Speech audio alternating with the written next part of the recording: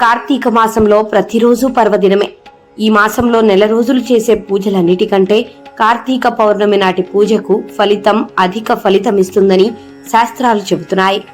అగ్నితత్వ మాసమైన కార్తీకంలో వచ్చే పౌర్ణమికి చంద్రుడు విశేషంగా ఆరాధించాలని మన పూర్వీకులు చెబుతున్నారు. చంద్రుని కొలవడం వల్ల మానసిక చైతన్యం, కుటుంబ శ్రేయస్సు, భార్యాభర్తల మధ్య సఖ్యత, సంతాన సౌభాగ్యం కలిగి ప్రశాంతత ఏర్పడుతుంది.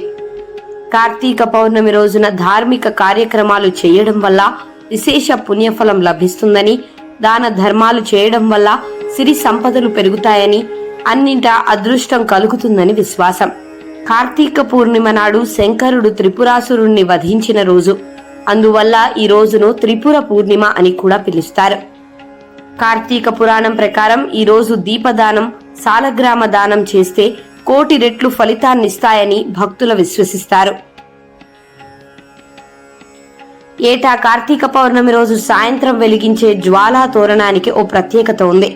కార్తీక పౌర్ణమి రోజు సాయంత్రం శివాలయాల బయట 2 కర్రలు నాటి వాటిపై అడ్డుగా మరో కర్ర పెట్టి దానిపై ఎండుగడ్డిని తోరణంలా వేస్తారు. దీనినే యమద్వారం అని పిలుస్తారు. ఈ గడ్డిపై నెయ్యి పోసి మంట వెలిగించి ఆ జ్వాల కింద నుంచి పల్లకిలో శివయ్యను 3 సార్లు ఊరేగిస్తారు.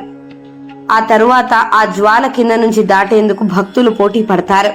జ్వాలా తోరణం వెలిగించడం వెనుక ఆంతర్యం ఏమిటంటే, యమలోకంలో అడుగుపెట్టిన వెంటనే మొదటిగా దర్శనమిచ్చేది అగ్నితోరణం. యమలోకంలో అడుగుపెట్టే ప్రతి వ్యక్తి అగ్నితోరణాన్ని దాటుకునే వెళ్ళాలి.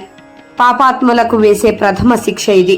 అందుకే ఆ శిక్ష నుంచి తప్పించుకోవాలంటే కార్తీక పౌర్ణమి రోజు శివాలయాల బయట నిర్వహించే జ్వాలా తోరణం దాటాలి.